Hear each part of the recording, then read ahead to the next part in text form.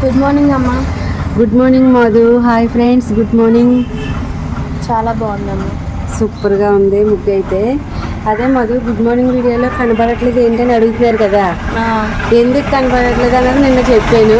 కానీ ఆ విషయం అలా అడగగానే నాకు నా చిన్నప్పటి జ్ఞాపకం ఒకటి అయితే గుర్తుకొచ్చింది. ఏంటంటే కిచెన్ అదే మన తాతయ్య తమ్ముడు మాకు ముగ్గురు చిన్నాన్నలు ఉన్నారండి. మా నాన్నగారికి 4 అన్నదమ్ములు అనమాట. 3వ చిన్నప్పుడు నేను ప్రొద్దుటే పడుకున్నప్పుడు నేను పిలిచేవాడు అనమాట. ఏంటి వేరే వాళ్ళు ఎవరు వచ్చి పిలిచినా లేపినా లేచేవాడు కాదు. నేను వెళ్ళి కనపడితే నన్ను చూసి కనకని పిలవండి, బుజ్జిని పిలవండి అనేసి అనేవాడు అనమాట. వెళ్ళి ఏంచినానా అనగానే చూసేసి సరే వెళ్ళు అనేవాడు. ఏంటి ఎందుకు పిలిచావు అనేదాన్ని. ఏం కాదు అనేవాడు. అలాగా చిన్నప్పుడు ఇంతకీ నా ముఖం చూడడానికి అదే, అందుకే ఆ జ్ఞాపకం గుర్తుకొచ్చింది, నా చిన్నప్పుడు జ్ఞాపకం. మీరు మార్నింగ్ వీడియోలో కనపడండి అని అనగానే, అంటే నా ముఖం చూస్తేనే కానీ లేచేవాడు కాదనమాట. అది కానీ తన పెళ్ళైన తర్వాత అలా లేదే. నా చిన్నప్పుడే అలాగా మారిపోదు మరి. ఫ్రెండ్స్, నేను చూపించే ఐటమ్స్ని బట్టి మీరు ఏమనుకుంటున్నారో వెంటనే గెస్ చేసేయండి. మీరు ఏమనుకుంటున్నారో నేను ఎలా గెస్ చేస్తున్నాను అంటే సేమియా ఉప్మా చేస్తుంది అక్క లేకపోతే ఆంటీ అని మీరు అనుకోవచ్చు. కానీ కాదండి, వెరైటీగా చక్కగా దాంట్లో 2 కోడిగుడ్లు వేసి మంచి వెరైటీ ఐటమ్ చేస్తున్నాను. మీరు కూడా తప్పకుండా ట్రై చేసేయండి. ఇలాగా ఒక మూకుడు పెట్టుకొని మనం అందులో సేమియాని వేసుకొని చక్కగా చేతితోటి అలా వేపేసుకోవాలండి. అలా అనుకోకండి, స్టార్టింగ్ కాబట్టి నేను చక్కగా చేయి పెట్టి అలా తిప్పాను. కానీ తర్వాత గరిట పెట్టి గోల్డ్ కలర్ వచ్చేంత వరకు మంచిగా సిమ్లో పెట్టుకుని దోరగా వేయించుకోవాలి, చాలా బాగానే. ఈలోగా మనం ఆనియన్స్ అవి కూడా కట్ చేసేసుకున్నాము. ఒక పక్కనే నేను గిన్నెలో వాటర్ కూడా పెట్టుకున్నానండి, ఎందుకంటే వాటర్ మనకి చాలా అవసరం. అవి మరుగుతూ ఉంటాయి, ఎగుతూ ఉంటాయి.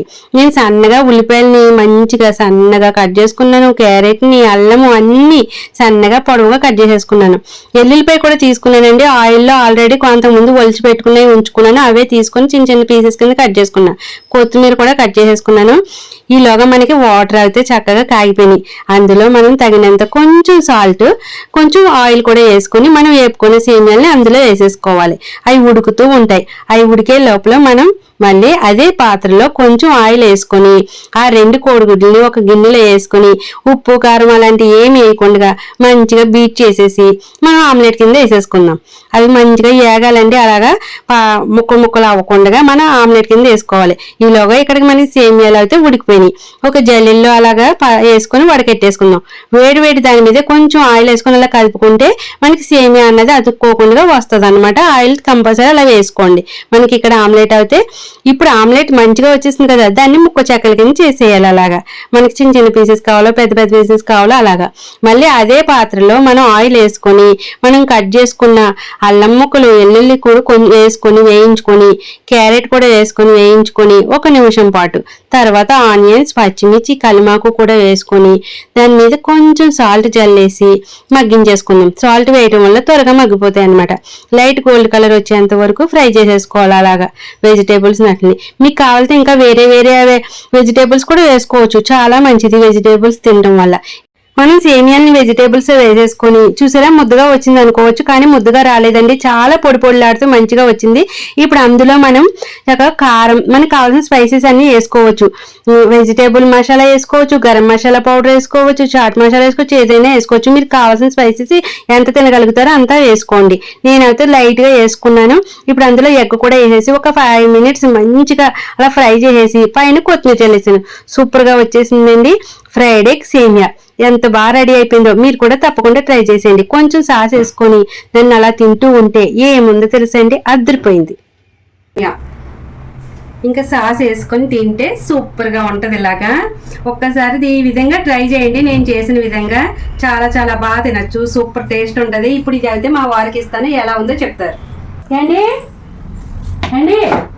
ఇట్రండి, మీకు ఒక మంచి వెరైటీ ఐటమ్ చేసేసాను. ఎలా ఉంది ఏంటి అనేది టేస్ట్ చేస్తాను. ఫ్రైడ్ ఎగ్ సేమియా. మా ఇంటి బ్లాక్ లాగా ఇలా చూస్తున్నారు. అదే వెరైటీగా చేశాను అందులో. చాలా బాగుందిగా.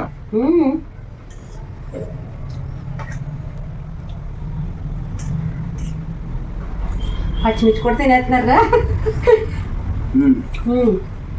Super item. నచ్చిందా? సరే అయితే ఇప్పుడు నేను కూడా టేస్ట్ చేసి చెప్తా.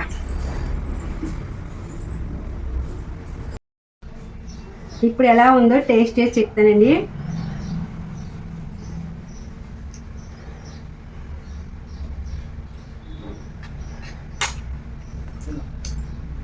అబ్బా చాలా చాలా బాగుంది. చక్కగా సేమియా చూడు పొడి పొడిలు ఆడుతూ ఎంత బాగా వచ్చిందో. చక్కగా నేను చెప్పిన విధంగా చేసుకుంటే చాలా అదిరిపోతుందండి. చక్కగా నేను ఎక్కువ స్పైసెస్ కూడా ఏమీ వేయలేదు. చాలా సింపుల్గా, చాలా సింపుల్ ప్రాసెస్. చాలా బాగుంది. ఇది ఒక వెరైటీ. చాలా బాగా కుదిరింది కదా. మా వారికి అయితే చాలా బాగా నచ్చేసింది.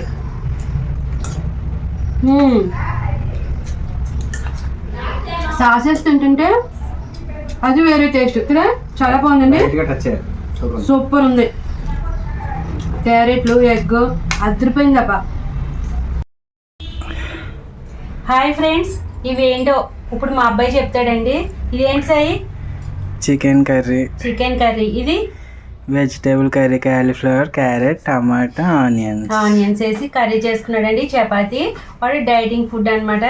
ఇదిగో వాళ్ళు అలా వండుకుంటున్నారు కాబట్టి నేను సెపరేట్గా అలా లైవ్లో వండుతున్నాను అనమాట. నేను నాకు మా వారికి కూడా. ఇదిగో ఇప్పుడు వీళ్ళు ఇలా చేసుకున్నారు చూడండి. చికెన్ కర్రీ, వెజిటేబుల్ కర్రీ చేసుకుని ఇలా 2 చపాతీలు పెట్టుకొని చేసుకొని చక్కగా వాడే వండేసుకున్నాడు. నాకు తెలియని కూడా తెలియదు అసలు. వాడు అందులో ఏమేమి వేసుకున్నాడు ఏంటి అన్నది నాకు ఏం తెలియదు. నన్ను టేస్ట్ చేయమని మాత్రం నాకు ఇచ్చాడండి. ఇదిగో చూపిస్తా. ఇది మా అబ్బాయిది. ఇప్పుడు నాకు ఇచ్చాడు చూడండి. ఇప్పుడు నేను టేస్ట్ చేసి చెప్తాను ఎలా ఉంది ఏంటి అన్నది. ఇది వెజిటేబుల్ కర్రీ. అంటే వెజిటేబుల్స్ విడిగా క్యారెట్ అవి పచ్చివి తినేవాడు అనమాట. ఇప్పుడు పచ్చివి తినకుండా ఇలాగా ఉడకబెట్టుకుని కర్రీ కింద చేసుకున్నాడు కదమ్మా.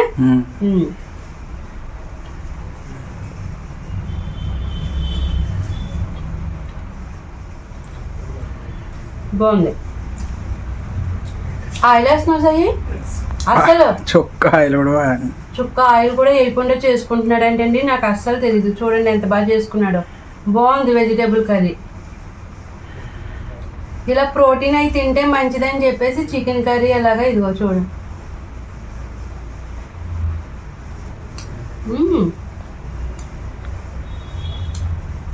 చాలా బాగా చేసుకున్నాడు. సూపర్గా ఉంది. రెండు చాలా బాగున్నాయి సరి. చాలా బాగున్నాయండి. నాకైతే చాలా బాగా నచ్చింది. సూపర్గా చేసుకున్నాడు ఆయిల్ లేకుండా.